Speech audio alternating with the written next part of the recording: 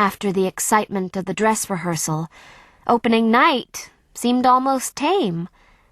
I relaxed into my old role of Headmistress Little with a calm and control that surprised me, and I handed over Tanya's part to Yvette with relief. Yolanda had agreed that after all her sister's hard work and risky pretending, it was only fair for Yvette to go first. Our parents came to opening night. The Rossies sat in the front row, clapping wildly at pretty much everything, but mostly the audience was a sea of boys in blazers. Ravi missed the line he always missed. He smiled his beguiling smile, and the audience forgave him with a laugh. Ashley sang loud and clear, Alcott sweet and true. We all hit our high notes and our low notes. The ensemble numbers went smoothly, nobody tripping or crashing. Numb with adrenaline, I watched from the wings as Parr kissed Yvette. I even enjoyed my bow and the applause that came with it.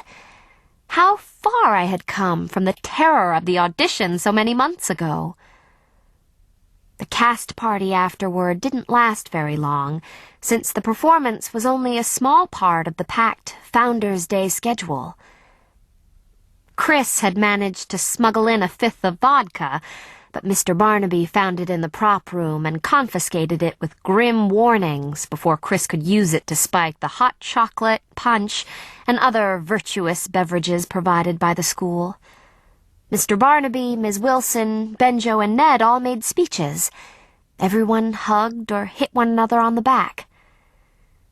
I saw Parr across the room. He looked away quickly. Was he not going to say anything, even tonight? I felt I couldn't bear it. Everyone was happy, everyone was hugging, even if he was Ashley's crush, even if he didn't seem to want to talk to me anymore. At least this one night, nobody would think it was strange if I walked across the room and put my arms around him. "Congratulations, Grandison. You were great," I said, managing to keep my voice steady. He hugged me back, hard. "Julia," he said. "You too, last night especially." He looked at me at last, his eyes close enough to burn me with their gas-blue flames, and I thought...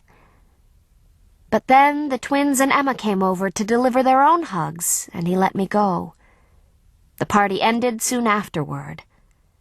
The second and final performance the next day was much the same as the first, but with Yolanda's sunnier Tanya and an older audience, old boys, alumni, instead of current students. After our curtain calls, Dean Hansen and the headmaster took over to make what amounted to a fundraising pitch. Ned stayed on stage as the live performance scholar, an example of the great things that resulted when old boys opened their checkbooks. But Parr slipped away and found me backstage where I was waiting for Ashley. "Here, these are for you," he said. He handed me a bunch of flowers wrapped in blank newsprint. Ashley came up, carrying an armload of bundled costumes and props. "There you are," she said. "I don't think we can wait for Ned. He said it would take another hour. We better get going. Your mom will be waiting." "I'll walk you," said Parr. On the way out of the theater, a woman in the audience stopped him. They had the same eyes. "Snip, that was wonderful," she said.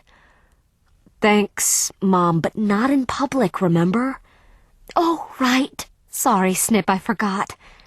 "Mother! Matricide!" Sorry. I mean Grandison." "That's better. Mom, this is Ashley Rossi and Julia Lefkowitz. My mother, Susan Parr. I'll be right back, Mom. I'm just going to see Julia and Ashley out." "It's nice to meet you, girls. Don't be too long, Snip... Grandison.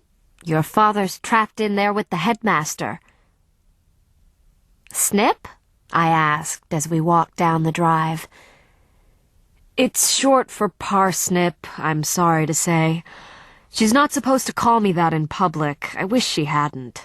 I love her, and it'll pain me to kill her. Snip is better than Junior, said Ashley. It's better than parsley or parboiled, or slee or boiled, I suggested. Don't, said Par. It would pain me even more to kill you. Tridge, I said. Tear, Anticipation, Kinglot, Lament? Enough! Mercy!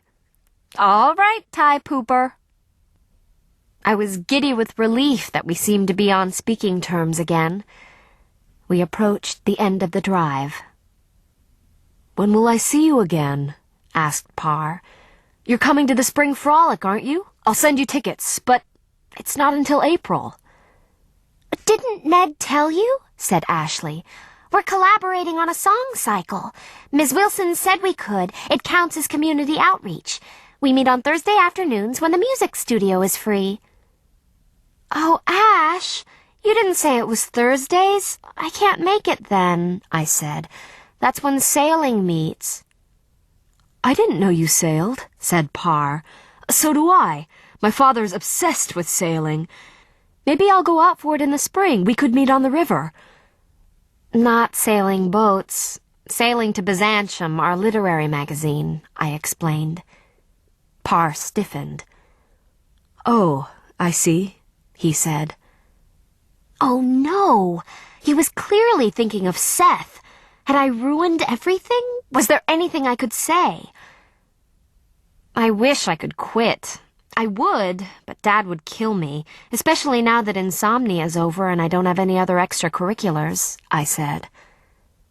Par relaxed slightly. Well, I'm sure I'll think of something, he said. Ski break isn't that far off, anyway. Ski break? What's that? Said Ashley. You know, mid-February vacation, President's Day and all that. You don't get off for it? We shook our heads. Well, we do, said Par. My parents like to go to Vermont, but I think this would be a good year to stay at our place in Steeplecliff instead. We reached the gate and my mother's car and said our goodbyes. When Ashley deposited her armload of props and costumes in the back seat, I saw she was also carrying a bunch of flowers in newsprint. Hers were tulips. She looked at mine, which were something tall and lily-like. Oh, Ned gave you flowers too, she said. These are from Par. Yeah, Ned told me he stole them from the conservatory. Turkey Face almost caught him, she said proudly. It's just like him to share them with Par. As we drove away, I saw Par standing by the gate, looking after us until we had turned the corner of the drive.